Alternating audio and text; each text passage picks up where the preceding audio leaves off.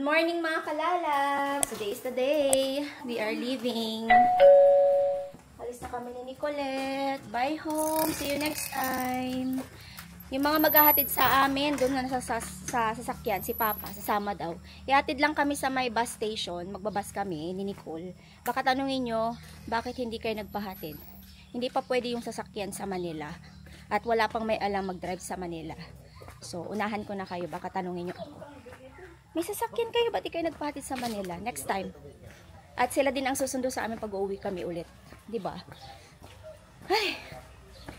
Yay! Bye! Bye! Bye-bye na ulit tayo. Kaya si, Kalalabs M. Mamimiss na namin si Kalalabs M.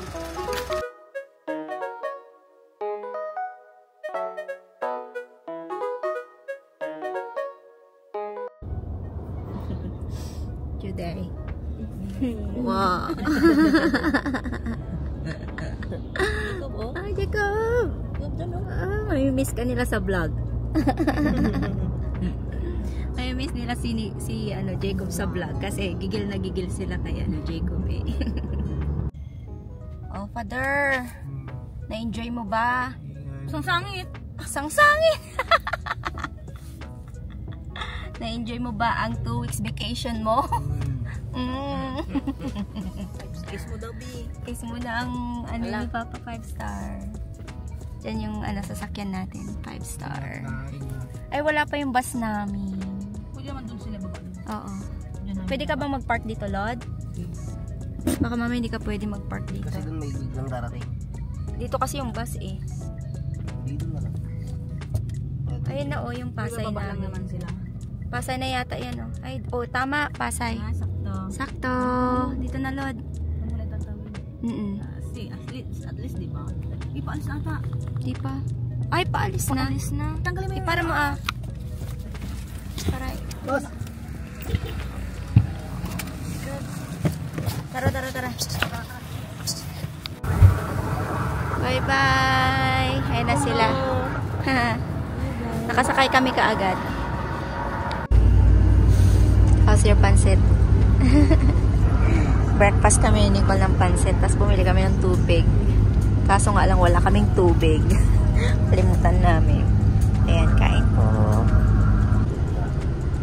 Masarap. Maliit pero masarap, no?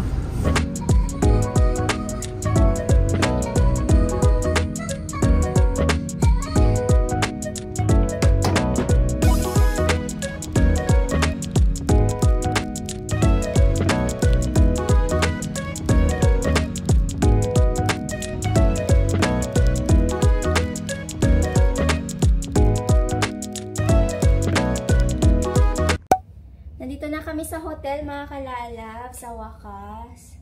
Mahaba-habang biyahe ang ginawa namin ni Nicole. Starting today and then tomorrow. Kasi today is less than 7 hours bus ride. Tomorrow will be 12 hours. I think more than 12 hours plane ride naman yung gagawin namin ni Nicole. So, gusto namin ng matinding, sapat na pahinga para makasabak kami ng bonggang-bongga sa biyahe natin pabalik ng Vancouver.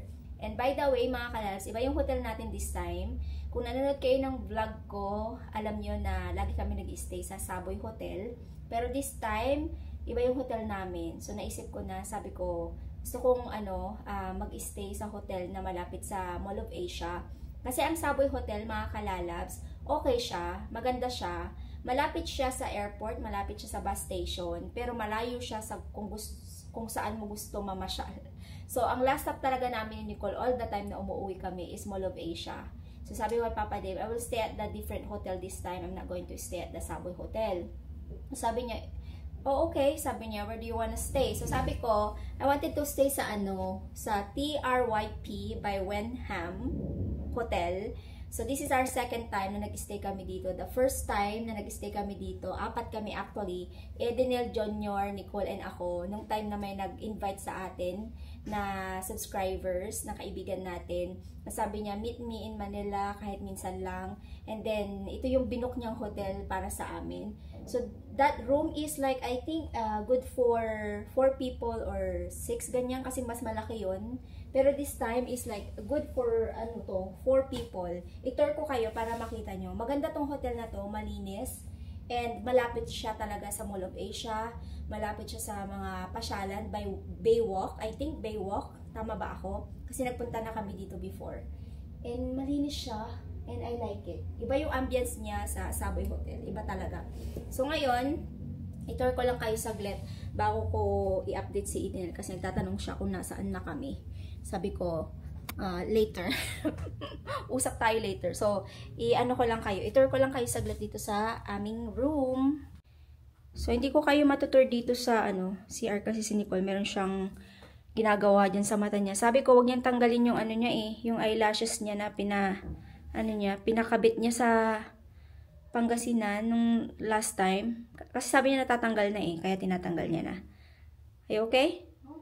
Yeah. Okay, so this is our room. Yung bed mas malaki siya kaysa doon sa Savoy Hotel. Ito mas siya, parang nasa queen size. Queen size bed. O diba?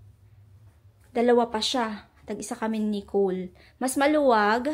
And then mas malaki yung TV. Doon kasi sa Savoy Hotel maliit lang yung TV nila. Tsaka medyo masikip. Masikip yung niya, yung space niya. But this one is really nice. Gusto ko yung niya, yung parang itong mga to, cabinet. I like their cabinet. Ayan siya. Meron ba silang plancha? Wala silang plancha. Or dito sa taas. Tingnan natin sa taas. Taran, wala. Wala silang plancha. And look at our view. Taran! O, diba? Ang ganda. Magkakape ka dito tomorrow pag gising mo. Ang ganda, diba? Ayan, yan lang yung ating room. Pa-room tour. I like this place. This is our new hotel na. Expect nyo na pag-uuwi ako, dito na ako mag-stay. So, natapos na tayo sa Savoy Hotel. Ito naman yung ating in-explore. And if you wanted to, check pala yung mga prices nila mga kalalabs. Check out their website na lang kasi paiba-iba. So, i-check nyo na lang yung ano to. Ay, ito yung my channel, yung mga channel niya. Spa. Ano tong isang to? Menu ba to? Oh, okay. It's a menu. Scan mo yan kung gusto mong kumain dito. Pero we wanted to go outside kasi gusto namin maglakad-lakad ni Nicole. Kasi ang haba ng upo namin sa bus. Kaya sabi ko, kain tayo sa labas, hindi dito sa room. Ayan. And then meron siyang mga kasamang pakape, of course. Ayan. Ay. And small mirror. Yan lang yung ating ganap dito sa sa ating room. And by the way, lahat ng room na pinapasukan ko, bakit lagi may window? May window. Tama ba? Hindi pala window, door. Bakit kaya lagi may ganyan, no? Comment nga kayo. Kasi lahat na napasukan kong hotel, meron talaga siyang ganito. Na second door. Hindi siya window. Second door. Yung ibig kong sabihin. I wonder why. Tapos magtataka ka, paano kung binuksan nila yan dito? Nakalock ba to? Parang nakakatakot, di ba? Bigla tuloy akong natakot. Okay, magre-ready lang kami ni Nicole, mga kalalabs, and then lalabas tayo para maglakad-lakad and then kumain sa labas. Hindi ko alam kung ano yung gusto ni Nicole na kainin mamaya. Let's see. Kung ano yung mahanap natin mamaya na kainin. Ready to go out na kami ni Nicolette, mga kalalabs. Nakapag-retouch na ako ng slight. Hindi na ako magpapalit ng damit kasi malinis naman to be. Hindi naman siya napawisan. At saka maglalakad-lakad lang kami dito sa mall. Hindi na kailangan magpalit be. Tinatamad ako mag-open ng aking luggage. Yung binuksan ko lang yung small na luggage kasi si Nicole. Tinanggal niya yung extension niya. Ngayon, sa daming binili niya na eyelash extension or eyelash cluster sa TikTok. Atat na siyang gamitin. Kaya, ayun, ginagamit niya na. Para akong lutang B. Napagod ako sa biyahe. At alam niyo, sabi mo kay Idenel, nakakabingi ang katahimikan. O, diba? Back to reality na parang yung maingay, sabi ni Idenel, ngayon tahimik na din dun sa bahay. Kasi, umuwi na rin sila Lord. And mamimiss namin yung ingay ng mga bata, ingay ng basta iba yung ingay ng talaga pagkasama mo ang pamilya mo. Ngayon, tahimik na naman. For sure mamimiss niyo din yung ingay doon sa amin. Ako yung mamimiss ko talaga yung magigising ka ng madaling araw, matutulog ka ng maaga, tapos kakain ka ng kakain ka ng lunch and breakfast, lunch, dinner, magkakasama kayo, tapos nagkikwentuhan, tapos may sisigaw na bata, may mga manok, may mga aso, may mga pusa, parang yun yung mga mamimiss mo eh. So pagbalik ko na ng Canada, ang kausap ko si Ube. Kasi yung dalawang kausap ko naman, lagi yung isa nasa work, yung isa nasa room parate. Tapos ang kausap ko lang kayo, o di ba? Buti nga lang may kausap ako kayo pagkwento ako sa inyo di ba? Mababaliw tayo pag wala tayong kausap B. But that is reality. We are just very grateful na nagkaroon na naman kami ng chance na makapag-bakasyon kahit 2 weeks lang. Masaya. Ang dami namin nagawa actually. Ang dami naming nakain actually. Food talaga, food trip talaga. Walang kasawa-sawang kainan. Ako talaga yung tipong tao hindi mapakali sa bahay. Pag gusto pumunta ng palengke parati. Sabi ni Eden, magpirmi ka nga. Lagi ka na lang sa palengke. Anong gusto mong bilhin na naman? Sabi. Siyempre, di ba? Gusto mong kainin yung mga hindi mo makakain sa Canada. Lahat ng access ng gusto ko or yung paborito kong pagkain ando doon. Daing, mga ganyang bagoong, ampalaya. Yung mga yan, di ba? Sa atin kasi sa Canada, hindi naman natin maprito yung daing kasi nga, as what I said, sa kondo kami nakatira, kaya babaho yung buong building. Pag nagluto ako ng toyo o kaya pusit. Nagtry ako before sa lumang, yung nagre-rent pa lang kami, yung hindi pa namin sarili yung tinitirhan namin. Nagluto ako, galit na galit si Dave kasi dumikit lahat sa sofa, sa damit, naaamoy sa hallway ng building. Sabi niya, never again, don't do that, sabi niya, kasi di may complain. So, ayun, hindi na ako nakapagluto ng mga ganong pagkain. Pero meron pa rin tayong mga nakakain na Filipino food sa Canada, no? Madali din namang mahanap yung mga ingredients doon. Kaya, yun. Hindi ka rin mahuhumsik sa mga pagkain. Except sa dahon ng ampalaya. Kasi doon mahirap hanapin yung dahon ng ampalaya. Kaya, yun yung madalas kong kainin. Nung nasa bahay pa ako. Are we ready, Nicole? Okay, we are ready to go out. Hanap kami ng kakainan. Ikot-ikot hanggang mahilo kaming dalawa ni Nicole. May pa ganun, no? Okay, let's go. Kain mga kalalabs. Nag-order kami ng sinigang na hipon at sisig. Kasi si Nicole gusto niya ng sisig. Request niya yan bago siya umuwi ng Canada. Ngayon, ang laki pala. Maubos ba natin yan, be? Sure. Are you sure? Kaya niya daw. Ayan, kain po. Bili tayo ng kopya. Kopya, you like it. May buko pandan. Kopya ube. Munggo? Munggo? Saan? Hindi, durian. Hawakan mo to, be. Wow, ang dami. Kopya, to? Obi queso? May cheese? Ay, gusto ko rin yan. Gusto ko i-try. Ano pa ba? Kopya munggo. Kopya obe. Obi lang ka. You wanna try that? Obi lang ka. Ano to? Corn. Ano ito? Corn oil. Use corn oil. Ito naman, ube queso.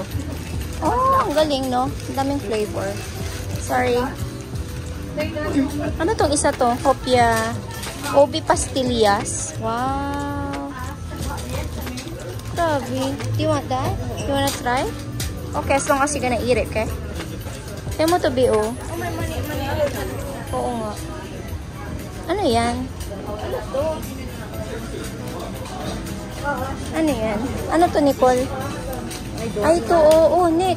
Don't drop it. Can you please start? Ako na lang. Ano yan? Peanut to peanut. Oh. Salubong.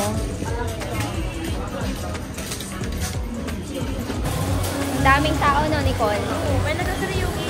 Nagka-karaoke nga. Yeah. They're selling karaoke there. Anyway, pabalik na kami sa hotel. Bumili kami ng hopia.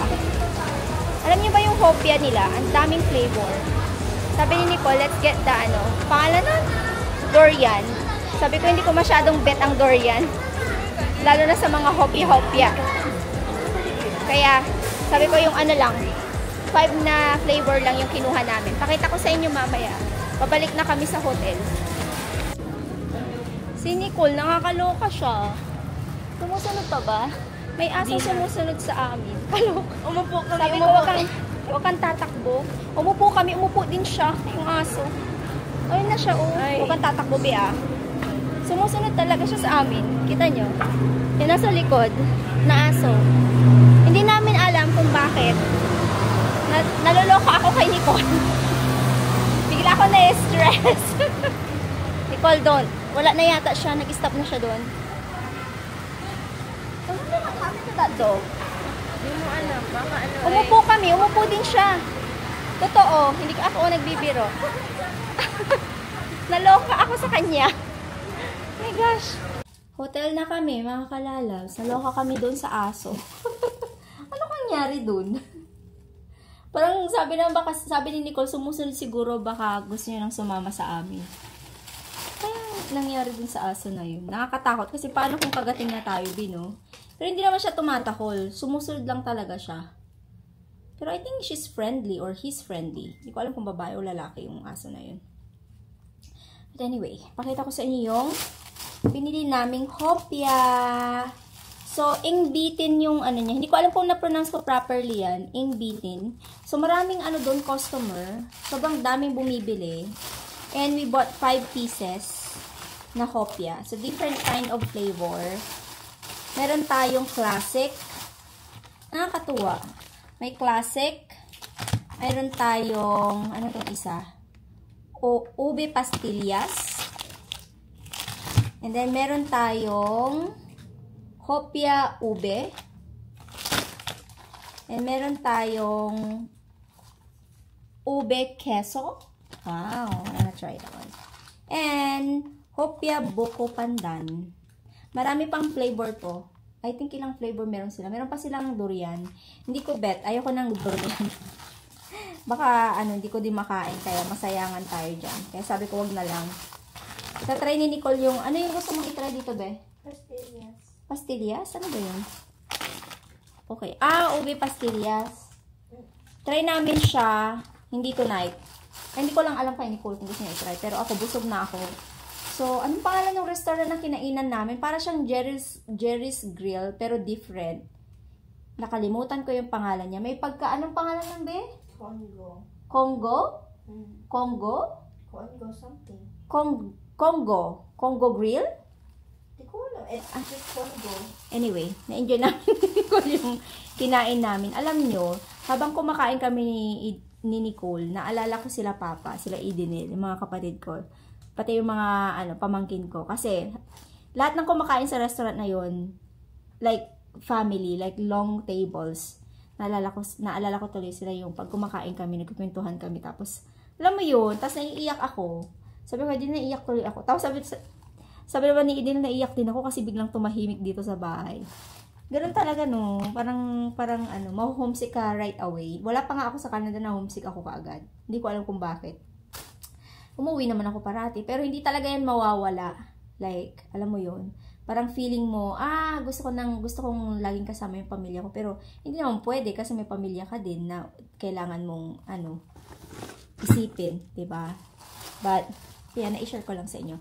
OFWs, yan, parang, yan yung lagi nating nararamdaman, diba? Especially, like, meron tayong anak, meron tayong asawa, naiiwan, pamilya, ganyan, diba? So, may makaka-relate, syempre, marami. OFW, kagaya namin na nakatira sa ibang bansa, malayo sa pamilya.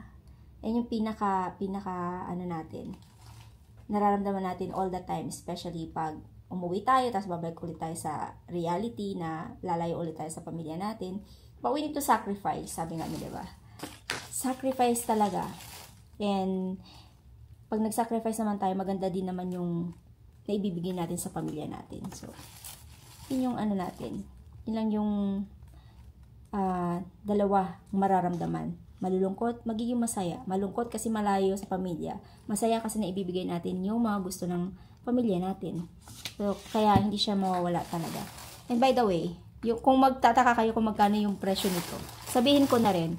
So, yung presyo niya is, depende sa flavor. So, yung Hopia Ube, nasa 63. Yung Hopia Pandan, 61. Yung Hopia Ube Queso, at saka yung Pastillas is 65. Okay din yung price niya, ha? Hindi na kami magtitingin-tingin na bibili namin sa airport ni Nicole kasi nabili na kami ng ng aming Hopia. Magpapahinga na rin, huminga ako ng malalim na. Magpapahinga na rin kami ni Nicole, maliligo kami, and by the way, may bagyo daw tomorrow, hoping na hindi ma-cancel yung flight namin, sana hindi siya masyadong malakas. Ay sabi ko, oh my God, paalis pa naman kami tomorrow ni Nicole, sana hindi na tumuloy ang bagyo na yan. Umalis ka na at hindi ka namin kailangan dito sa Pilipinas dahil nga, pagpahingan mo naman kami, diba? Bagyo, go away. Bagyo, go away. Alis na yan. Pagising natin, sunshine. Walang bagyo. Kaya, matulog na tayo. Good night, mga kalalab. Sana po ay na-enjoy nyo yung vlog natin today. Kahit na pasulyap-sulyap lang yung vlog. Hindi ako masyadong makapag-vlog sa labas. Sa totoo, hindi ako masyadong sanay. Like, gusto ko mag-vlog. Kasi nahiya ako. Paano kasi sobrang daming tao. Tapos magtututok ka ng camera. Parang hindi pa rin ako sanay na ganun. Parang, ang ginagawa ko na lang, ilalabas ko yung cellphone ko. Tapos magtitik-tik lang ako.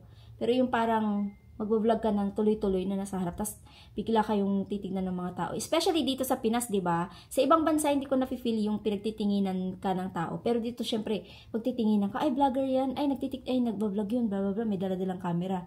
Kahit na maliit yung camera ko, parang, nagaano pa rin ako.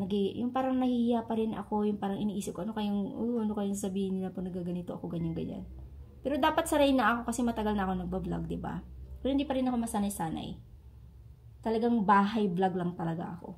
Kanina pang may nagchat-chat sa akin. So, sasagutin ko na yung nagchat sa akin. Good night, mga kalalabs. See you on our next vlog. I love you all. Stay safe and always be kind. Bye-bye!